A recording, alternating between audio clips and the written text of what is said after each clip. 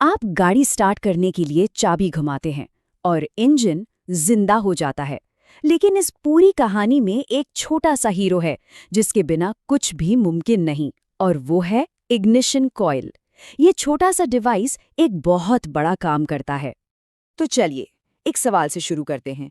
एक petrol engine की जान किस चीज में बसती है? पेट्रोल में? हवा में? जवाब शायद उतना सीधा नहीं है जितना लगता है। तो आज हम क्या क्या देखने वाले हैं? सबसे पहले कि ये इग्निशन कॉइल है क्या भला, फिर जानेंगे इसका आविष्कार कैसे हुआ, ये काम कैसे करता है, इसके कितने टाइप होते हैं, इसमें क्या क्या प्रॉब्लम्स आती हैं, और हाँ, आखिर में एग्जाम के लिए कुछ सबसे ज़रूरी बातें। तो चलिए सबसे पहले और सबसे ज़रूरी सवाल से शुरू करते हैं। आखिर ये इग्निशन कॉइल होती क्या चीज़ है? इसे आप अपनी कार का एक मिनी पावर प्लांट समझ सकते हैं। ये एक इलेक्ट्रोमैकेनिकल डिवाइस है जो कार की बैटरी से मिलने वाले कमजोर से वोल्टेज को पकड़कर उसे हजारों गुना बढ़ा देता है। और क्यों? ताकि इंजन को जगाने के लिए एक जबरदस्त, एक शक्तिशाली चिंगारी पैदा की जा सके। देखिए, एक आम कार की बैटरी वो देती है सिर्फ 12 वोल्ट। अब इतने वोल्टेज से आपकी गाड़ी की लाइट्स जल जाएंगी, म्यूजिक सिस्टम चल जाएगा। लेकिन इंजन को स्टार्ट करने के लिए ये वोल्टेज नाकाफी है, बिल्कुल नाकाफी। और यहीं पर इग्निशन कॉइल अपना असली जादू चलाती है। ये उन मामूली 12 वोल्ट को पकड़ती है और उसे 45,000 वोल्ट तक के जबरदस्त करंट में बदल देती है। सोचिए जरा, इतनी ज्यादा ताकत चाहिए होती है उस एक छोटी सी चिंगारी के लिए जो पूरे इंजन को दौड़ा देती है। तो सबसे जरूरी बात जो याद रखनी है वो ये है कि इग्निशन कॉइल के बिना एक पेट्रोल इंजन चल ही नहीं सकता। सिंपल, ये वो चाबी है जो उस पहली चिंगारी को जलाती है। अच्छा, अब थोड़ा सा टाइम में पीछे चलते हैं। ये इतनी कमाल की चीज आई कहाँ से? ये सच में अपने जमाने का एक क्रांतिकारी आविष्कार था। सोचिए, 1910 से पहले गाड़ियों को स्टार्ट करने के लिए हाथ से एक हैंडल घुमाना पड़ता था, जिसे क्रैंकिंग कहते थे। और ये बहुत ही खतरनाक काम था, हाथ पैर टूटने का डर बना रहता था। फिर आए चार्ल्स केटरिंग और उनके इस आविष्कार ने सब कुछ बदल दिया। हमें मिली एक भरोसेमंद इग्निशन की टेक्नोलॉजी जो आज तक चल रही है। और इस क्रांति के पीछे जो जीनियस थे वो थे एक अमेरिकी आविष्कारक चार्ल्स एफ केटरिंग। वो उस वक्त जनरल मोटर्स के चीफ इंजीनियर थे। और उनका दिमाग सिर्फ इग्निशन कॉइल पर ही नहीं रुका। उन्होंने इलेक्ट्रिक स्टार्टर मोटर भी बनाई, जिसने गाड़ियों को हाथ से घुमाकर स्टार्ट करने के उस खतरनाक काम को हमेशा हमेशा के लिए खत्म कर दिया। तो चलिए अब आते हैं इसके साइंस पर। ये जो वोल्टेज का जादू है, ये आखिर होता कैसे है? इसका पूरा खेल एक सिद्धांत पर टिका है जिसे कहते हैं इलेक्ट्रोमैग्नेटिक इंडक्शन। अब ये सुनने में थोड़ा मुश्किल लग सकता है, पर है बहुत सिंपल। आसान भाषा में समझिए, जब एक तार के गुच्छे यानी कॉइल में बहता हुआ करंट अचानक से बंद हो जाता है, तो उसके ठीक पास रखे दूसरे कॉइल में अचानक से बहुत ज्यादा हाई वोल्टेज पैदा हो जाता है।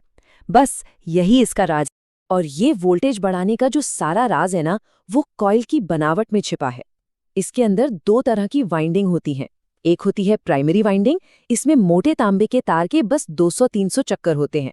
और दूसरी होती है सेकेंडरी वाइंडिंग, इसमें बहुत ही पतले तार के 15,000 से 30,000 चक्कर होते हैं, मतलब हजारों गुना ज्यादा। और चक्रों का यही फर्क है जो 12 वोल्ट को 45,000 वोल्ट में बदल देता है। तो स्टेप बाय स्टेप होता क्या है? सबसे पहले बैटरी से 12 वोल्ट प्राइमरी वाइंडिंग में आते हैं। फिर गाड़ी का कंप्यूटर यानी ECU उस करंट को एक पल के लिए अचानक काट देता है। जैसे ही करंट कटता है, मैग्नेटिक फील्ड ढह जाती है और इसी वजह से सेकेंडरी वाइंडिंग में हजारों वोल्ट का करंट पैदा हो जाता है। ये हाई वोल्टेज सीधा स्पार्क प्लग तक पहुंचता है, वहां एक चिंगारी बनती है और बूम, इंजन स्टार्ट हो जाता है।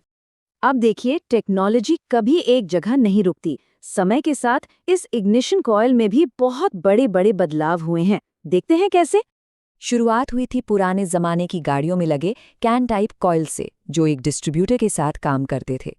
फिर आया थोड़ा बेहतर लेकिन अभी भी मैकेनिकल डिस्ट्रीब्यूटर सिस्टम।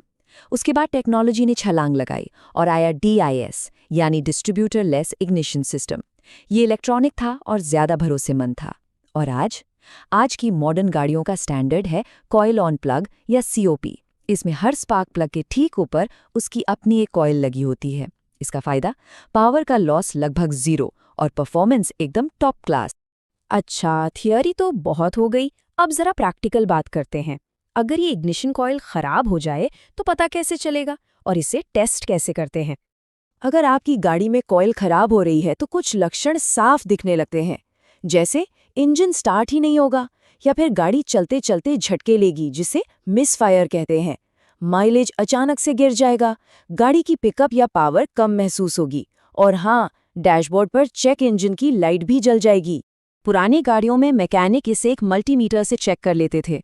प्राइमरी और सेकेंडरी वाइंडिंग का रेजिस्टेंस चेक किया जाता था, जिसकी वैल्यूज आपको स्क्रीन पर दिख रही हैं।